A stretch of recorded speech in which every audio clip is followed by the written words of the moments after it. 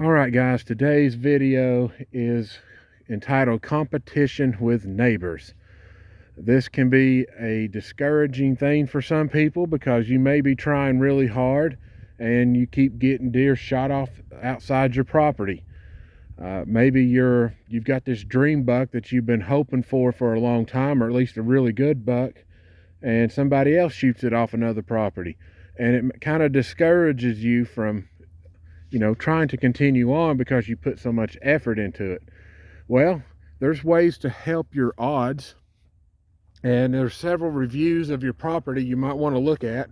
And of course, everybody has a different situation that they are involved in, especially with, deer can run into so many different forms of habitat, whether it's good or bad. So in this case, I've got tons of hardwoods up here, and then when you get to the top of the ridge, there's a farmer's field here on the left with cattle, and then there's my competing neighbor over here on somewhat of the right side of this area, who is one of my main competitors as far as deer hunting, because he's not far away from me. The other competitor is right over here across the road. He owns at least 250 acres across from us and has the largest chunk of ground within this area. So I have to compete with him, and I have to compete with him, the neighbor on top. And this is, for me, this is actually healthy competition. This should help you to study, look for ways to give yourself more of an advantage, and that may involve talking to your neighbor, see what they've got, see how they've got things set up, and you can game plan around that to override some of the stuff that they're doing. Now, you cannot ever guarantee that a deer will stay here. They're free animals, guys. The only way that you're going to really keep deer on your property is by owning large tracts of land. I'm talking over 1,000 acres of land. Now, some bucks, if you do enough good habitat adjustments, research has shown that they can be reduced in their roaming area to as many as like 147 to 150 acres of land. That's considered what I call a homeboy buck. He doesn't really want to go anywhere because things are too good. Why not, just stay put? Not all deer are like that. Some have vast roaming ranges. So we just have to give ourselves a better opportunity than what we currently have now. So what I've done up here, this is now fixing to enter its 4th year. Originally, when I had cleaned this place off, there was absolutely no food available here, but it was considered a hardwoods habitat, which was a very poor habitat considering deer never used this spot unless they were running away for some deer chasing them or dogs chasing them. So if you use this right here, hey, I've got woods, I've got habitat for deer, that's not necessarily true. You need to really improve the situation you're in order for that to happen. And now your hardwoods may vary. Maybe you don't have hardwoods. Maybe you've got a pine plantation. It's just eat up with pines or cedars. That habitat is even worse than hardwood, because at least I've got oak trees here providing some sort of food. Pines is not going to be a good source of high nutrition for deer. Cedars are no good. If you see deer eating pine and cedars, you're in really rough shape. So we have to adjust what we are providing or offering deer as they come to your property. And as I've done this over the years, I have noticed an incline of how many deer I consider a regular deer here. And when I started it, there was only 2. Now I'm averaging anywhere from 10 to 12 regular deer. And that's not bad for a small tract of land. So we have to provide a good system of food. So my neighbor, who is on top of the ridge up here, is my closest competitor. And I don't know his complete setup, because I know for a fact that he told me last year his food plots completely failed. He said he planted corn and some other things. He didn't mention everything he had planted, and nothing worked. He didn't bother doing soil tests. He just threw stuff out and what he thought was good fertilizer, and it turned out he had the same shortage problems I have that I've been working on, and he did not address them, and his plots failed. Well, guess what happened? I outcompeted him that year. I took the deer. He hardly saw a deer, and I saw 30-something different bucks, which was a record as far as how many deer have crossed paths in here compared to the previous years I've done this. So my habitat improvement program up here, which is now turned into a food plot, drew deer in the first time because the first 2 years that this was here, this ground was so hard to attempt to get stuff to grow that I said, all right, we're just going to make it a native habitat area here that's a 1/4 acre, and I was going to let whatever seed bank was in here to come back up. But of course, Mom is the final say-so in this area, so she wanted a food plot, and now you see what I've got going now. So this has made her happy, and I'm actually happy too, because now I can improve the soil and make my plants taste better than my neighbors. Big key right there, guys. If you don't practice soil improvements, you're not going to get a little bit extra boost of attraction compared to your neighbor. So he is now fertilizing. He went to get a soil test, so he's already trying to play catch up to me, and I'm already several years ahead of him as far as doing soil improvements. Now, for those of you that have different habitats, because deer can run into a whole bunch of different situations. So for instance, you know, I kind of pan around here and you basically see a bunch of hardwoods and farmland, or some of it used to be farmland, or a good portion of it did. But overall, this is what I consider the easiest example of saying I've got hardwoods as my native habitat. Well, if you really examine what hardwood habitat is, this is not considered good food, guys. Deer will pass through here after your acorn crop is dried up. So what do you do after that? How do you keep deer coming back? Well, you have to give them a reason to be here.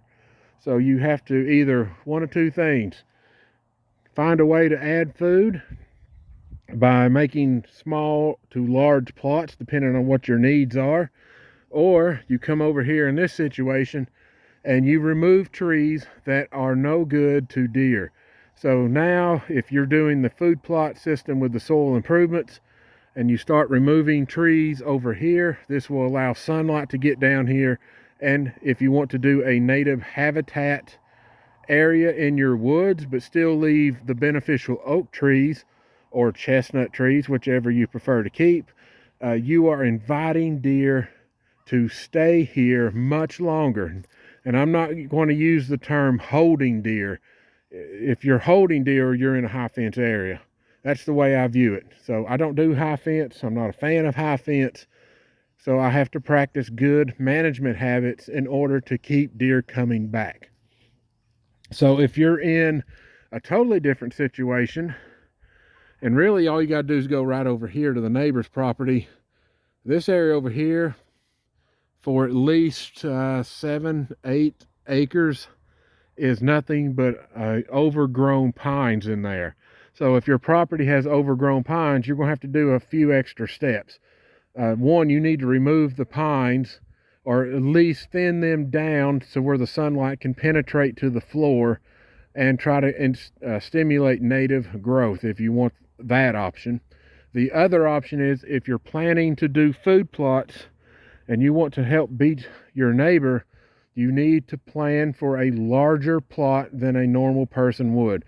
Usually I prefer to use a guide. Now, granted, this is just a guideline, but if you use the 10% rule as a guideline, so for instance, let's say you own 30 acres, that means you need to plan for 3 acres to be in food plots. But if you're in solid pines, that number can vary greatly because the food that is available in a pine stand is practically zero.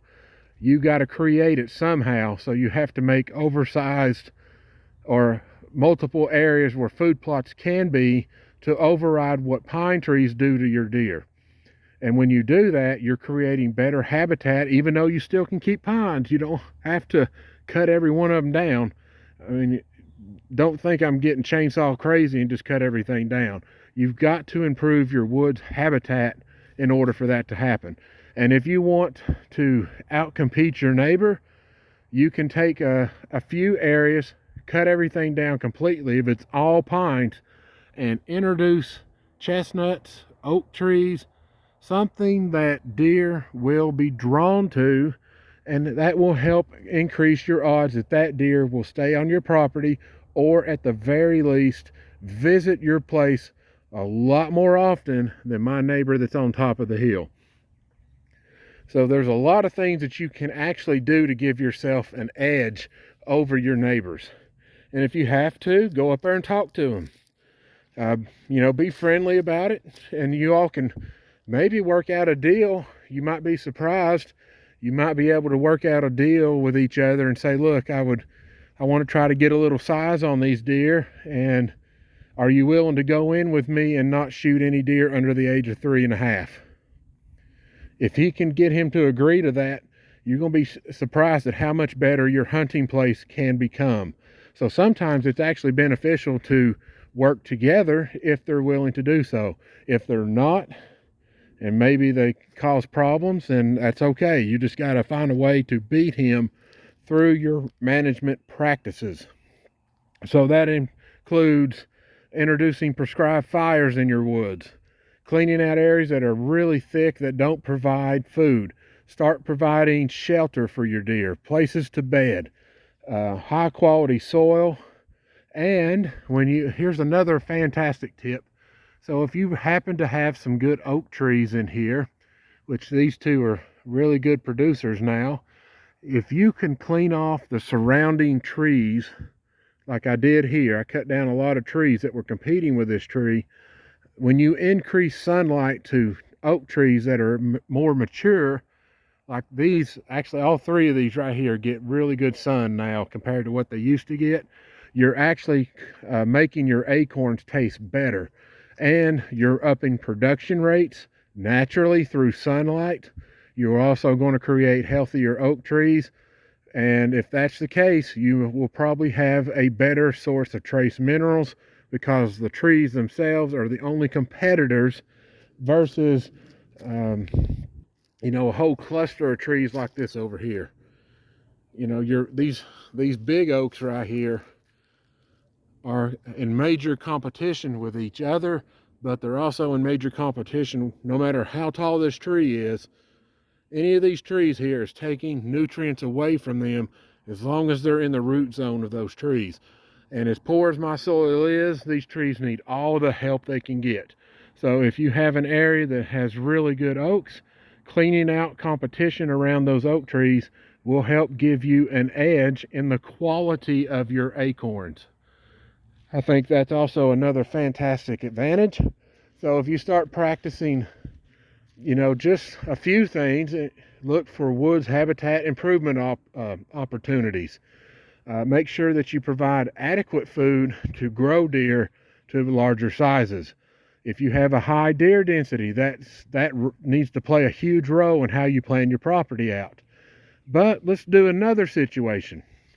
What if you're surrounded by agricultural farmlands? So let's say you're Iowa, Kentucky, Kansas, Nebraska, those type of areas are a totally different monster than what's out here. How in the world am I going to compete when there is miles and miles of food? Well, you can still do it, guys. It is still possible. If you pay attention to how they farm around you, you can set up a plan to basically beat their system. If they harvest all their crops, which most of them do because they commercially sell them, there's going to be no food available for the deer. So your focus might be really good fall food plots. That means you've got the only food source around, while all the other farmland around you is barren, unless they're planting cover crops to keep their soil from eroding. But that would give you a fantastic opportunity to draw deer in. So your spring and summer may not be as an important deal to you because everybody else is going to feed them for you. The other option is you can create CRP fields, and that is basically allowing bedding for deer, cover, food. You're providing everything a deer wants. So they will come in there, bed down in there, and go to the farmland at night to eat their food, if that's the case. But if they're harvesting their food, you have CRP and you have food plots in the fall and winter, your odds of finding the deer you want will go up. So there's still ways around it. I mean, here I don't really have a lot of competition, to be honest with you. I mean, it's my neighbor down here is an animal lover, and she doesn't hunt. Neither of them actually hunt. However, they have actually seen how hard I work here and have been fascinated with deer since they moved in here, and now allow us to hunt the property. So I actually have 16 to 17 acres back here that I can hunt, because they know I just don't shoot baby deer, which that really turns them off. They know I'm very picky about what deer I go after, and they know I'm actually making deer healthy. They actually come up here and watch me make this place, and they were fascinated that I put all this hard work in here just for deer. So sometimes if you show a person what you're doing, even neighbors that are not hunters can be of great assistance to you. So you have to find ways to look for advantages, because my neighbor up here, they got off to a bad foot with the guy that I'm competing with, and we've grown up. My dad grew up with him. He knows us since we were little, and I don't really have issues with him. He's actually fixed the cattle problem, didn't have to say a word to him. So he's actually doing the right things. And because this rift between them and him, they don't allow him to go in there and hunt. He has absolutely no permissions, which he is obeying that. So that gives us free rein back here. But I treat that as a sanctuary to keep deer calm, and there's all kinds of buck bedding back in there. And as far as I go as hunting is right back through there, and I set on a blow down and catch them crossing that way. That's it. So I don't really force the issue here. But that's some wonderful tips that can help guide you into this situation. And before I shut this off, I want to talk about the people that have a lot of pines. It just now occurred to me, I may not mention the percentage you need for people that have pines all over the place. If you use the guideline that I go by of the 10% rule, which means 30 acres, 3 acres in food plots. But what if you have pines all over the place? What should be the percentage that your property needs to be in food plots? Well, that can vary depending on how extensive the pines reach, the surrounding neighbors around you. Is there any habitat that's good around there for deer that encourages big deer? If not, that may go as high as 40 to 50%, dependent on your deer density. If you have a lot of deer, you need to shoot higher on that percentage. So instead of 30 acres, you might be planting 9, 10 to 11 acres, or even 15 acres in food plots, just to counter what pine tree habitat does to deer. The other option is you need to make a larger than normal native habitat place, and that would help override what pines do to your property as well. So if to me, that's a really good foundation to work from. Do soil improvements, habitat improvements, whether it's hardwoods, pines. Find ways to make it better for deer and provide food, cover, and water if you need ponds. That's another biggie right there. If you don't have a good watering system, there's a lot of open land with no water in it, put you a pond in there and they'll come to it. All right, guys, I hope this video helps you. I plan to do more of these competing videos later on. So if you like this, hit that like and subscribe button. And of course, if you have any questions, comments about this, feel free to do so. If you've got a certain strategy that you've done that feels important to you, by all means, leave it in the comments. You all have a great day, and I hope this video helps.